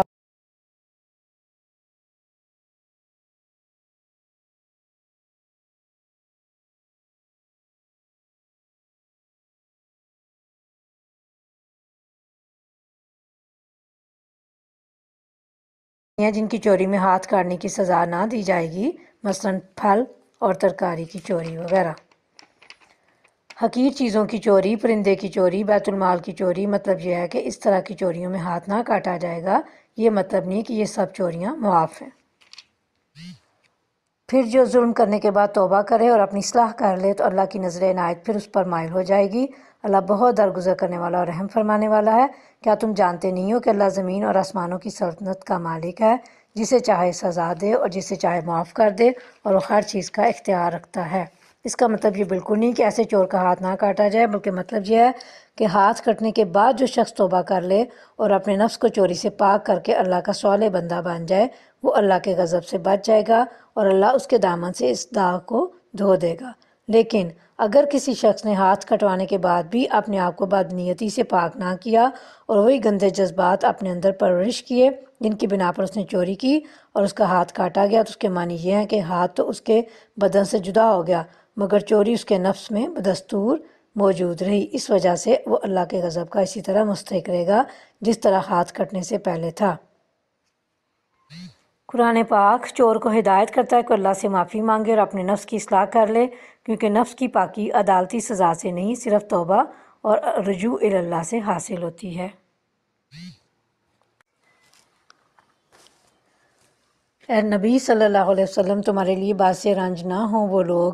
جو کفر کی راہ میں بڑی تیز گامی دکھا رہے ہیں، ہاں وہ ان میں سے ہوں جو منہ سے کہتے ہیں ہم ایمان لائے مگر دل ان کے ایمان نہیں لائے، یا ان میں سے ہوں جو یہودی ہیں جن کا حال یہ ہے کہ جھوٹ کے لیے کان لگاتے ہیں اور دوسرے لوگوں کی خاطر جو تمہارے پاس کبھی نہیں آئے سن گن لیتے پھرتے ہیں۔ کتاب اللہ کے الفاظ کو ان کا صحیح محل متعین ہونے کے باوجود اصل معنی سے پھیرتے ہیں اور لوگوں سے کہتے ہیں کہ اگر تمہیں یہ حکم دیا جائے تو مانو، نہیں تو نہ مانو۔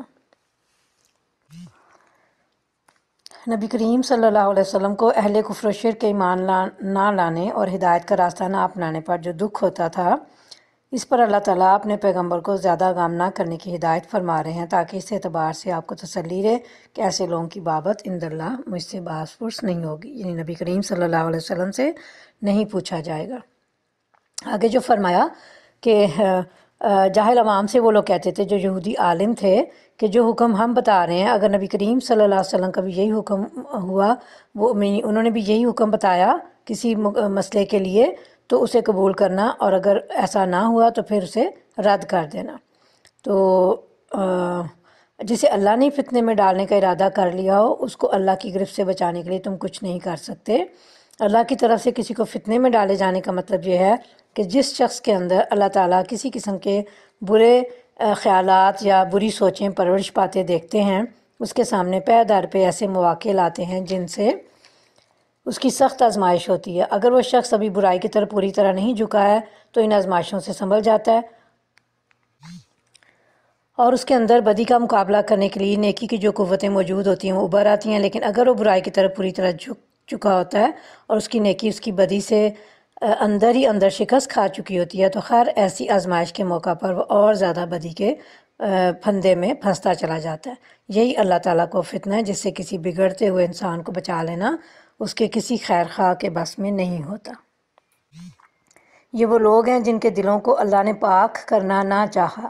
ان کے لیے دنیا میں رسوائی ہے اور آخرت میں سخت سزا۔ یہ جھوٹ سننے والے اور حرام کے مال کھانے والے ہیں، لہٰذا اگر یہ تمہارے پاس اپنے مقدمات لے کر آئیں تو تمہیں اختیار دیا جاتا ہے کہ چاہو ان کا فیصلہ کرو ورنہ انکار کر دو۔ انکار کر دو تو یہ تمہارا کچھ بگاڑ نہیں سکتے، اور فیصلہ کرو تو پھر ٹھیک ٹھیک انصاف کے ساتھ کرو کہ اللہ انصاف کرنے والوں کو پسند کرتا ہے۔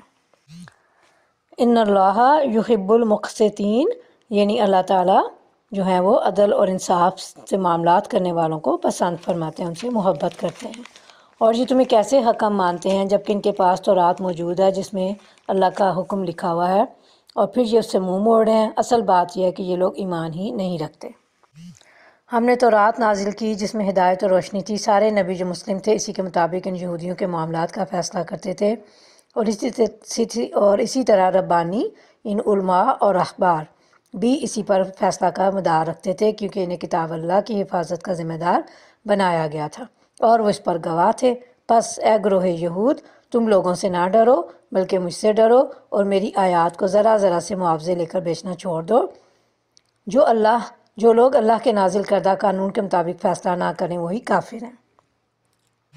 ربانی سے مراد یہاں پہ ان کے علماء کرام ہیں اور اخبار سے مراد فقہا۔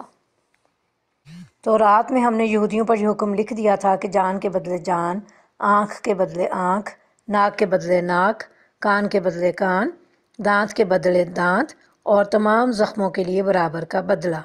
پھر جو قصاص کا صدقہ کر دے تو وہ اس کے لیے کفارہ ہے، اور جو لوگ اللہ کے نازل کردہ قانون کے مطابق فیصلہ نہ دیں وہی ظالم ہیں۔ یعنی جب تو رات میں جان کے بدلے جان اور زخموں میں قصاص کا حکم دے دیا گیا تھا تو پھر یہودیوں کے ایک قبیلے بنو نذیر کا دوسرے قبیلے بنو قریظہ کے ساتھ اس کے برعکس معاملہ کرنا اور اپنے مقتول کی دیت دوسرے قبیلے کے مقتول کی بنسبت دگنا رکھنے کے کیا جواز تھا، لیکن وہ یہ سب کام کرتے تھے۔ پھر ہم نے ان پیغمبروں کے بعد مریم علیہ السلام کے بیٹے عیسیٰ علیہ السلام کو بھیجا، تو رات میں سے جو کچھ اس کے سامنے موجود تھا وہ اس کی تصدیق کرنے والا تھا، اور ہم نے اس کو انجیل عطا کی جس میں رہنمائی اور روشنی تھی، اور وہ بھی تو رات میں سے جو کچھ اس وقت موجود تھا اس کی تصدیق کرنے والی تھی، اور خدا ترس لوگوں کے لیے سراسر ہدایت اور نصیحت تھی۔ ہمارا حکم تھا کہ اہل انجیل اس قانون کے مطابق فیصلہ کریں جو اللہ نے اس میں نازل کیا ہے، اور جو لوگ اللہ کے نازل کردہ قانون کے مطابق فیصلہ نہ کریں وہی فاسق ہیں۔ یہ اشارہ اس بات کی طرف کہ جس قبیلے نے یہ فیصلہ کیا تھا یہ اللہ کے نازل کردہ حکم کے خلاف تھا، اور اس طرح انہوں نے ظلم کا ارتکاب کیا۔ گویا انسان اس بات کا مکلف ہے کہ وہ احکامات الہی کو اپنائے، اس کے مطابق فیصلے کرے اور زندگی کے تمام معاملات میں اس سے رہنمائی حاصل کرے۔ اگر وہ ایسا نہیں کرے گا تو اللہ تعالیٰ نے ان لوگوں کو ظالم، فاسق اور کافر قرار دیا ہے، اور یہ تینوں الفاظ جو اللہ نے استعمال فرمائے ہیں یہ اللہ کی ناراضگی، اللہ کے غضب کا بھرپور اظہار ہیں۔ پھر اے نبی صلی اللہ علیہ وسلم، ہم نے تمہاری طرف یہ کتاب بھیجی جو حق لے کر آئی ہے، اور الکتاب میں سے جو کچھ اس کے آگے موجود ہے اس کی تصدیق کرنے والی اور اس کی محافظ و نگہبان ہے۔ لہٰذا تم اللہ کے نازل کردہ قانون کے مطابق لوگوں کے معاملات کا فیصلہ کرو، اور جو حق تمہارے پاس آیا ہے اس سے منہ موڑ کر ان کی خواہشات کی پیروی نہ کرو۔ یہاں اللہ تعالیٰ نے ایک اہم حقیقت کی طرف اشارہ فرمایا ہے، اور اگرچہ مضمون کو یوں بھی ادا کیا جا سکتا تھا کہ پچھلی کتابوں میں سے جو کچھ اصلی اور صحیح صورت پر باقی ہے قرآن اس کی تصدیق کرتا ہے، لیکن اللہ رب العالمین نے پچھلی کتابوں کی بجائے الکتاب کا لفظ استعمال فرمایا۔ اس سے یہ راز منکشف ہوتا ہے کہ قرآن اور تمام وہ کتابیں جو مختلف زمانوں اور مختلف زبانوں میں اللہ تعالیٰ کی طرف سے نازل ہوئیں، سب کی سب فی الاصل ایک ہی کتاب ہیں، ان سب کا ایک ہی مصنف ہے، اور ایک ہی ان کا مدعا اور مقصد ہے، اور ایک ہی ان کی تعلیم اور ایک ہی علم ہے جو ان کے ذریعے سے نوع انسانی کو عطا کیا گیا۔ ہم نے تم انسانوں میں سے ہر ایک کے لیے ایک شریعت اور ایک راہ عمل مقرر کی، اگرچہ تمہارا خدا چاہتا تو تم سب کو ایک امت بھی بنا سکتا تھا، لیکن اس نے یہ اس لیے کیا کہ جو کچھ اس نے تم لوگوں کو دیا ہے اس میں تمہاری آزمائش کرے، لہٰذا بھلائیوں میں ایک دوسرے سے سبقت لے جانے کی کوشش کرو، آخر کار تم سب کو اللہ کی طرف پلٹ کر جانا ہے، پھر وہ تمہیں اصل حقیقت بتا دے گا جس میں تم اختلاف کرتے رہے ہو۔ یعنی نزول قرآن کے بعد اب نجات تو اگرچہ اسی سے وابستہ ہے، لیکن اس راہ نجات کو اختیار کرنے کے لیے اللہ تعالیٰ نے انسانوں پر جبر نہیں کیا، ورنہ وہ چاہتا تو ایسا کر سکتا تھا، لیکن اس طرح تمہاری آزمائش ممکن نہ ہوتی، جبکہ اللہ تعالیٰ تمہیں آزمانا چاہتا ہے۔ پس اے نبی صلی اللہ علیہ وسلم، تم اللہ کے نازل کردہ قانون کے مطابق ان لوگوں کے معاملات کا فیصلہ کرو، ان کی خواہشات کی پیروی نہ کرو، ہوشیار رہو کہ یہ لوگ تم کو فتنہ میں ڈال کر اس ہدایت سے ذرا برابر منحرف نہ کرنے پائیں جو اللہ نے تمہاری طرف نازل کی ہے، پھر اگر یہ اس سے منہ موڑیں تو جان لو کہ اللہ نے ان کے بعض گناہوں کی پاداش میں ان کو مبتلا مصیبت کرنے کا ارادہ ہی کر لیا ہے، اور یہ حقیقت ہے کہ ان لوگوں میں سے اکثر فاسق ہیں۔ اگر یہ اللہ کے قانون سے منہ موڑتے ہیں تو کیا پھر جاہلیت کا فیصلہ چاہتے ہیں؟ حالانکہ جو لوگ اللہ پر یقین رکھتے ہیں ان کے نزدیک اللہ سے بہتر فیصلہ کرنے والا اور کون ہو سکتا ہے؟ اب قرآن اور اسلام کے سوا سب جاہلیت ہے، کیا یہ اب بھی روشنی اور ہدایت یعنی دین اسلام کو چھوڑ کر جاہلیت ہی کے طالب ہیں اور جاہلیت ہی کو تلاش کرتے پھر رہے ہیں؟ حدیث میں آتا ہے کہ نبی کریم صلی اللہ علیہ وسلم نے فرمایا، اللہ کو سب سے زیادہ ناپسند شخص وہ ہے جو اسلام میں جاہلیت کے طریقے کا متلاشی ہو اور جو ناحق کسی کا خون بہانے کا طالب ہو۔ اے لوگو جو ایمان لائے ہو، یہودیوں اور عیسائیوں کو اپنا رفیق نہ بناؤ، یہ آپس ہی میں ایک دوسرے کے رفیق ہیں، اور اگر تم میں سے کوئی ان کو اپنا رفیق بناتا ہے تو اس کا شمار بھی پھر انہی میں ہے، یقیناً اللہ ظالموں کو اپنی رہنمائی سے محروم کر دیتا ہے۔ اللہ رب العالمین نے اس آیت میں یہود و نصارہ سے محبت اور دوستی کا رشتہ قائم کرنے سے منع کیا ہے جو اسلام کے اور مسلمانوں کے دشمن ہیں، اور اس پر اتنی سخت وعید بیان فرمائی کہ جو ان سے دوستی رکھے گا اور انہی میں سے سمجھا جائے گا۔ تم دیکھتے ہو کہ جن کے دلوں میں نفاق کی بیماری ہے وہ انہی میں دوڑ دھوپ کرتے پھرتے ہیں، کہتے ہیں کہ ہمیں ڈر لگتا ہے کہ کہیں ہم کسی مصیبت کے چکر میں نہ پھنس جائیں، مگر بعید نہیں کہ اللہ جب تمہیں فیصلہ کن فتح بخشے گا یا اپنی طرف سے کوئی اور بات ظاہر کرے گا تو یہ لوگ اپنے اس نفاق پر جسے یہ دلوں میں چھپائے ہوئے ہیں نادم ہوں گے۔ اس سے مراد نفاق ہے، یعنی منافقین یہودیوں سے محبت و دوستی میں جلدی کر رہے ہیں، یعنی مسلمانوں کو شکست ہو جائے اور اس کی وجہ سے ہمیں بھی کچھ نقصان اٹھانا پڑے، یہودیوں سے دوستی ہوگی تو ایسے موقع پر ہمارے بڑے کام آئیں گے۔ اور اس وقت اہل ایمان کہیں گے، کیا یہ وہی لوگ ہیں جو اللہ کے نام سے کڑی کڑی قسمیں کھا کر یقین دلاتے تھے کہ ہم تمہارے ساتھ ہیں؟ ان کے سب اعمال ضائع ہو گئے اور آخر کار یہ ناکام و نامراد ہو کر رہے۔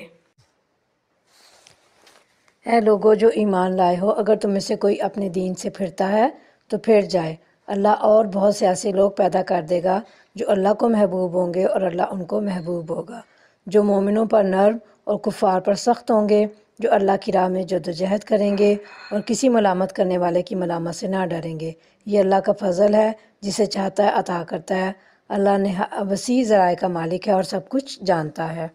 یہاں پہ اللہ تعالیٰ نے فرمایا کہ یہ جو واقعہ پیش آیا ارتداد کا، فتنہ ارتداد کا، جس میں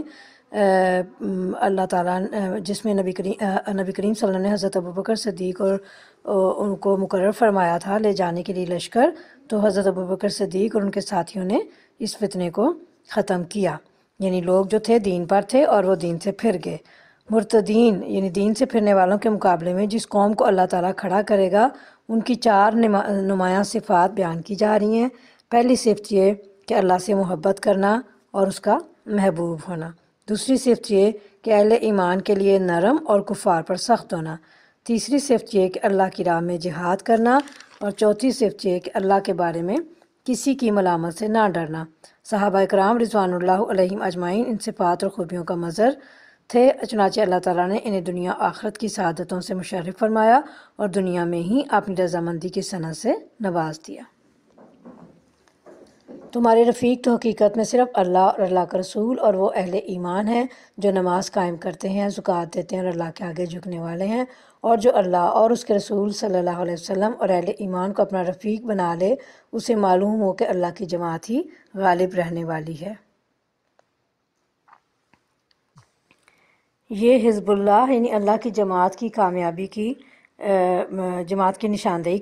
کی جا رہی ہے، اور اس کے غلبے کی نوید بھی یعنی خوشخبری بھی سنائی جا رہی ہے۔ حزب اللہ وہی ہیں جس کا تعلق صرف اللہ، رسول اور مومنین سے ہو، اور کافروں، مشرکوں اور یہود و نصارہ سے، چاہے وہ ان کے قریبی رشتہ دار ہی کیوں نہ ہو، ان کا کوئی محبت کا تعلق نہیں ہوتا۔ اے لوگو جو ایمان لائے ہو، تمہارے پیش رو اہل کتاب میں سے جن لوگوں نے تمہارے دین کو مذاق اور تفریح کا سامان بنا لیا ہے، انہیں اور دوسرے کافروں کو اپنا دوست اور رفیق نہ بناؤ، اللہ سے ڈرو اگر تم مومن ہو۔ جب تم نماز کے لیے منادی کرتے ہو تو وہ اس کا مذاق اڑاتے اور اسے کھیلتے ہیں، اس کی وجہ یہ ہے کہ وہ عقل نہیں رکھتے۔ ان سے کہو اے اہل کتاب، تم جس بات پر ہم سے بگڑے ہو وہ اس کے سوا اور کیا ہے کہ ہم اللہ پر اور دین کی اس تعلیم پر ایمان لے آئے ہیں جو ہماری طرف نازل ہوئی ہے اور ہم سے پہلے بھی نازل ہوئی تھی۔ اہل کتاب سے مراد یہود و نصارہ اور کفار سے مشرکین مراد ہیں۔ یہاں پھر تاکید کی گئی ہے کہ دین کو کھیل مذاق بنانے والے چونکہ اللہ اور اس کے رسول کے دشمن ہیں، اس لیے ان کے ساتھ اہل ایمان کی دوستی نہیں ہونی چاہیے۔ حدیث مبارکہ میں آتا ہے کہ جب شیطان اذان کی آواز سنتا ہے تو بھاگ جاتا ہے، جب اذان ختم ہو جاتی ہے تو پھر آ جاتا ہے، تکبیر کے وقت پھر پیٹھ پھیر کر چل دیتا ہے، جب تکبیر ختم ہو جاتی ہے تو پھر آ کر نمازیوں کے دلوں میں وسوسے پیدا کرتا ہے۔ پھر کہو کیا میں ان لوگوں کی نشاندہی کروں جن کا انجام اللہ کے ہاں فاسقوں کے انجام سے بھی بدتر ہے، وہ جن پر اللہ نے لعنت کی، جن پر اس کا غضب ٹوٹا، جن میں سے بندر اور سور بنائے گئے، جنہوں نے طاغوت کی بندگی کی، ان کا درجہ اور بھی زیادہ برا ہے اور وہ سواء سبیل سے بہت زیادہ بھٹکے ہوئے ہیں۔ جب یہ تم لوگوں کے پاس آتے ہیں تو کہتے ہیں کہ ہم ایمان لائے، حالانکہ کفر لیے ہوئے آئے تھے اور کفر ہی لیے ہوئے واپس گئے، اور اللہ خوب جانتا ہے جو کچھ یہ دلوں میں چھپائے ہوئے ہیں۔ تم دیکھتے ہو کہ ان میں سے بکثرت لوگ گناہ اور ظلم و زیادتی کے کاموں میں دوڑ دھوپ کرتے پھرتے ہیں اور حرام کے مال کھاتے ہیں۔ بہت بری حرکات ہیں جو یہ کر رہے ہیں، کیوں ان کے علماء اور مشائخ انہیں گناہ پر زبان کھولنے اور حرام کھانے سے نہیں روکتے؟ یقیناً بہت ہی برا کارنامہ زندگی ہے جو وہ تیار کر رہے ہیں۔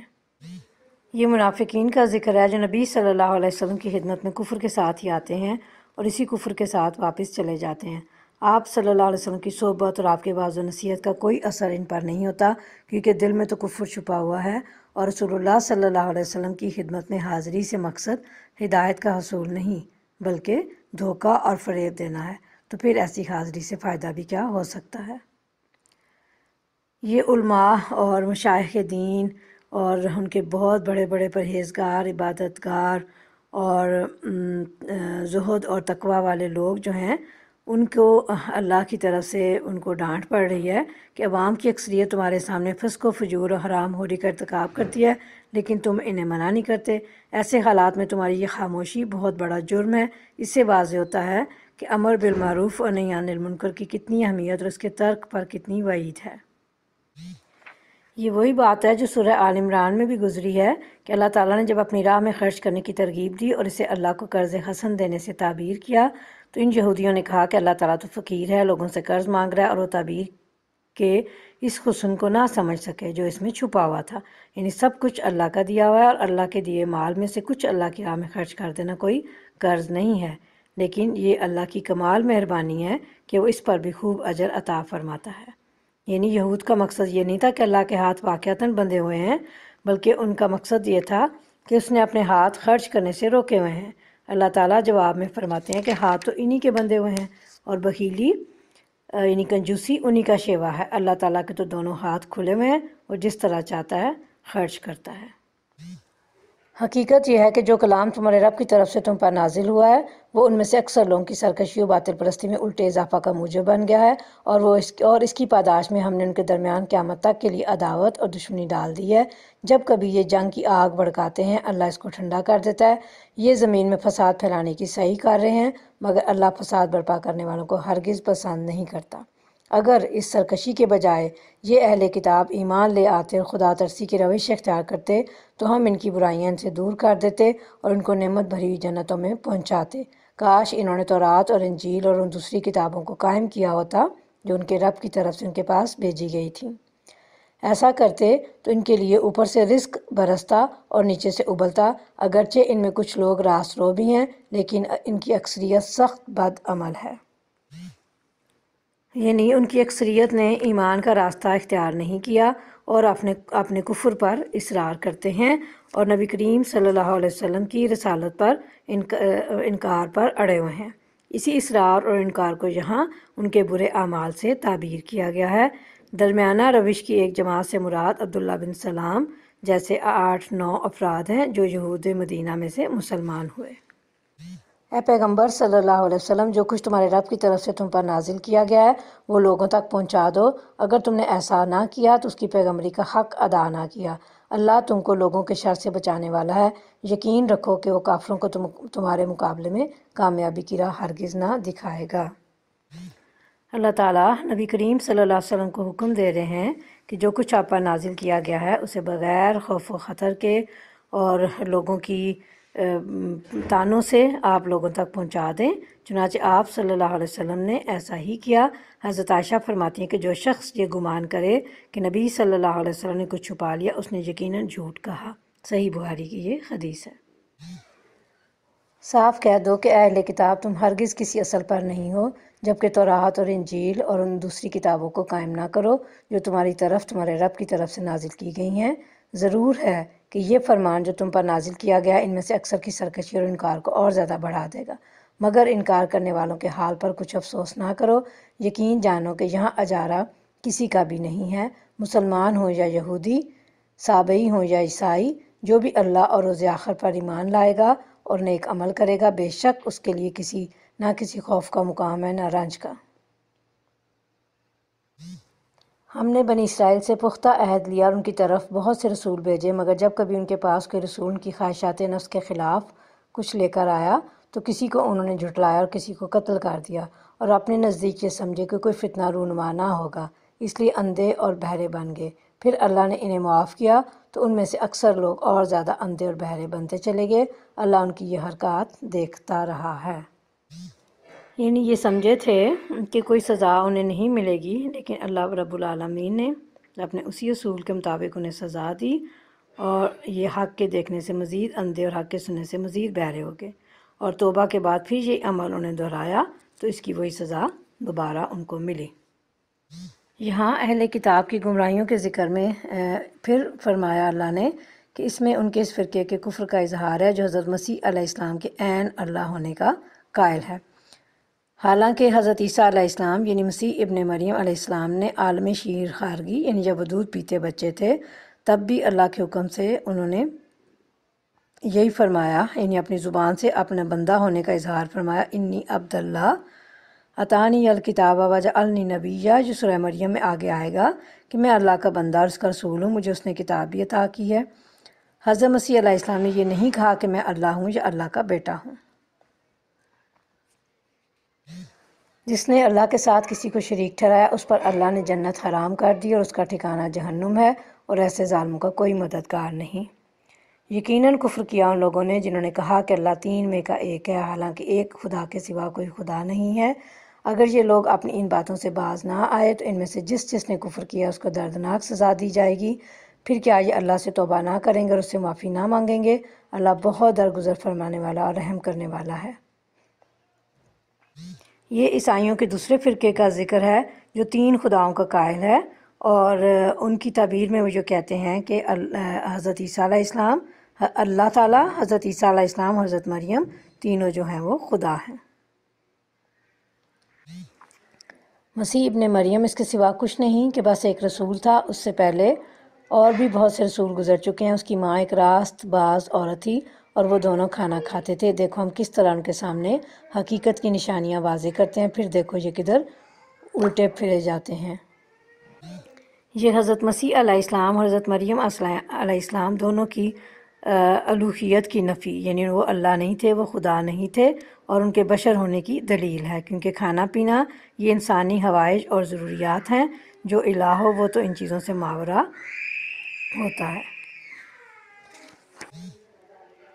ان سے کہو کیا تم اللہ کو چھوڑ کر اس کی پرستش کرتے ہو جو نہ تمہارے لیے نقصان کا اختیار رکھتا ہے نہ نفع کا، حالانکہ سب کی سننے والا اور سب کچھ جاننے والا تو اللہ ہی ہے۔ کہو اے اہل کتاب، اپنے دین میں ناحق غلو نہ کرو اور ان لوگوں کے تخیلات کی پیروی نہ کرو جو تم سے پہلے خود گمراہ ہوئے اور بہتوں کو گمراہ کیا اور سواء السبیل سے بھٹک گئے۔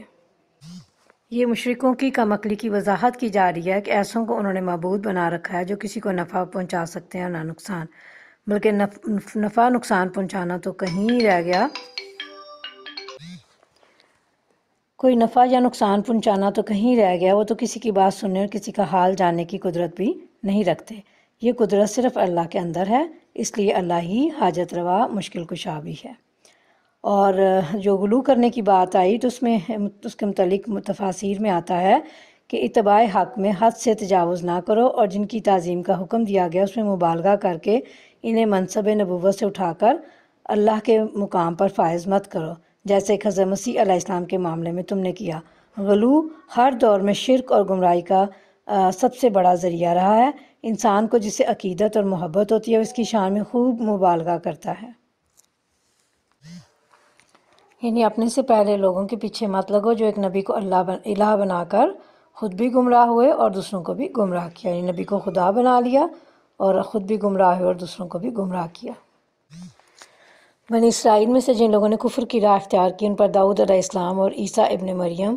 کی زبان سے لعنت کی گئی، کیونکہ وہ سرکش ہو گئے تھے اور زیادتیاں کرنے لگے تھے۔ انہوں نے ایک دوسرے کو برے افعال کے ارتکاب سے روکنا چھوڑ دیا تھا،